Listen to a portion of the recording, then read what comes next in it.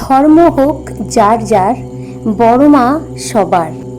হ্যাঁ বন্ধুরা, এই হলো বড় মায়ের পূজার মূল মন্ত্র। আপনারা সবাই হয়তো শুনেছেন নৈহাটি বড় মায়ের মন্দিরের নাম। এখানকার মা খুব জাগ্রত। আনুমানিক 100 বছর ধরে চলে আসছে এখানকার পুজো। বড় মা কাউকে খালি হাতে ফেরান না। যেই সব ভক্তরা এখানে পুজো দিতে আসে সকলেরই মনস্কামনা পূর্ণ করেন বড় মা। একবার পুজো দিলেই নাকি পূরণ হয় মনস্কামনা। নৈহাটির বড় মায়ের 5টি অলৌকিক ক্ষমতা, যা জানেন না হয়তো অনেক মানুষই। নৈহাটির বড় মায়ের সম্পর্কে এই 5টি তত্ত্ব জানলে অবাক হতে আপনি বাধ্য হবেন। জানেন বড় মা আসলে কিসে সন্তুষ্ট হবেন? জানুন। নমস্কার বন্ধুরা, সনাতনী ইউটিউব চ্যানেলে আপনাদের সকলকে সুস্বাগতম। তাহলে আসুন জেনে নিন বড় মায়ের এই 5টি অলৌকিক ক্ষমতা। নৈহাটির বড় মা সত্যি খুব জাগ্রত। সমস্ত অসম্ভবকে সম্ভব করতে পারেন তিনি। সেই কারণেই সকল ভক্তরা মাথা ঠেকায় বড় মায়ের শ্রীচরণে। আসুন জেনে নিই বড় মা কিসে সন্তুষ্ট হন।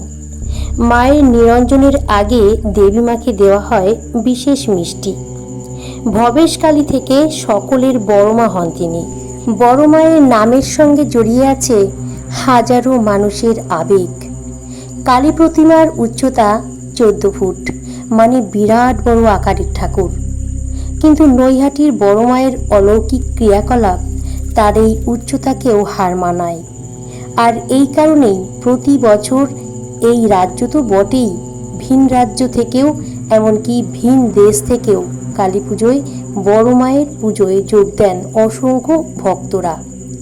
বড় মায়ের পুজো ছাড়াও নৈহাটিতে বেশ কয়েকটি কালী পুজো হয়, কিন্তু সব কিছুকেই ছাপিয়ে দর্শকদের কৌতূহল থাকে এই বড় মায়ের পুজোকে ঘিরে।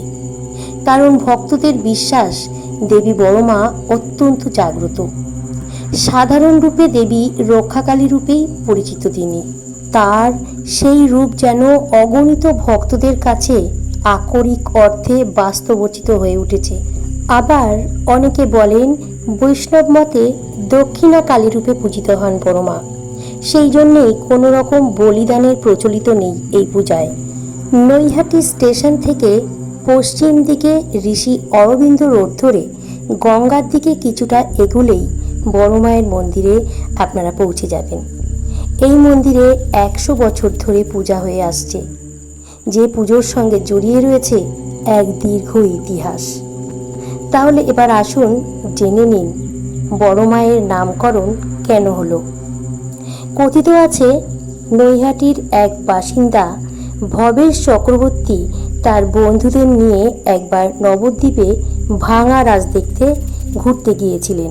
সেখানে গিয়ে তিনি বড় আকারের রাধাকৃষ্ণের যুগল প্রতিমা দেখে মনস্থির করেন যে বাড়িতেও তিনি একই আকারের কালী মূর্তি নিয়ে আসবেন এবং পুজো করবেন। সেই মতেই চক্রবর্তী বাড়িতে প্রথমে 21 ফুট লম্বা প্রতিমা তৈরি করে শুরু হলো মায়ের পুজো। কিন্তু প্রতি বছর প্রতিমার আকৃতি বৃদ্ধির ফলে আর বাড়িতে এই পুজো করা সম্ভব হয়নি। ঋষি অরবিন্দ রোডের পাশেই প্রতিমা বানিয়ে এই পুজো শুরু হয়। প্রতিষ্ঠাতার নামেই তখন এই মায়ের নাম ছিল ভবেশকালী। উচ্চতার কারণেই পরবর্তীকালে মা পরিচিত হন বড় মা নামে। কোজাগরী লক্ষ্মী পূজার দিন হয় কাঠামো পুজো, আর তারপর 15 দিনের মধ্যেই 21 ফুট কালী প্রতিমা তৈরি করা হয়। প্রতি বছর কালী পুজোর রাতে কয়েক রাজ্য থেকে সমাগম হয় অসংখ্য অগণিত ভক্তদের। বড় মায়ের কাছে একবার পুজো দেবার আশায় দূর দূরান্ত থেকে ছুটে আসেন লক্ষাধিক ভক্তরা এই নৈহাটিতেই। হাজার হাজার মানুষের কাতর আর্তনাদ শোনেন বড় মা। কালী পুজোর দিন অগণিত ভক্তদের ভিড়িতা প্রমাণ করে দেয়। অনেকের আবার বিশ্বাস বড় মায়ের কাছে গণ্ডি কেটে মনস্কামনা জানালেই পূরণ হবেই সেই মনস্কামনা। তাই গঙ্গায় স্নান সেরে ভিজে কাপড়ে গণ্ডি কাটতে কাটতে গিয়ে বড় মায়ের কাছে পুজো দেন অনেক ভক্তরা।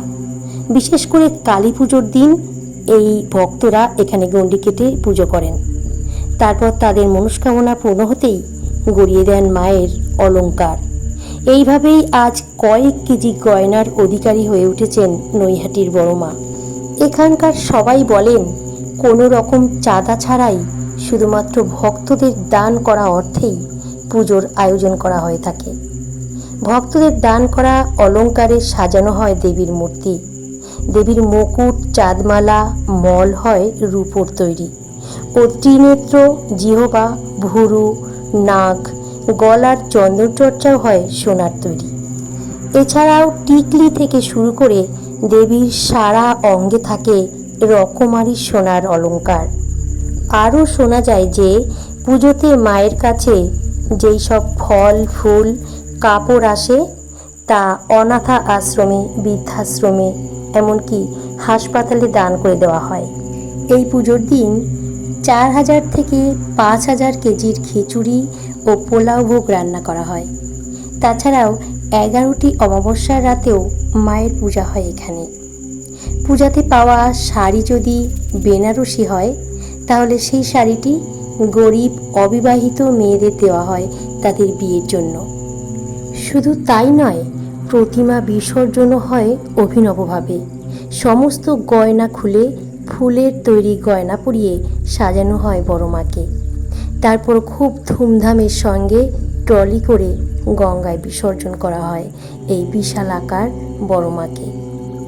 এই সময় দেশ বিদেশ থেকে অগণিত ভক্তরা আসেন বড় মায়ের দর্শন করতে।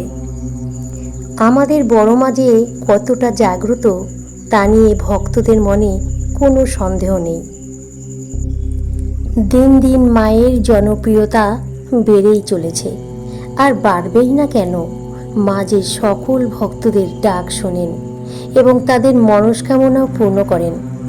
বড় মাকে দেখলে প্রথমে হয়তো গায়ে কাঁটা দেয়, কিন্তু ভক্তি ভরে দেখলে মাকে ঠিক মায়ের মতোই লাগে। এবং মা যে সকলের মা, তিনি যে সকল সন্তানদের সমস্ত বিপদ থেকে রক্ষা করে রাখেন, সেটাই মাকে দেখলেই বোঝা যায়।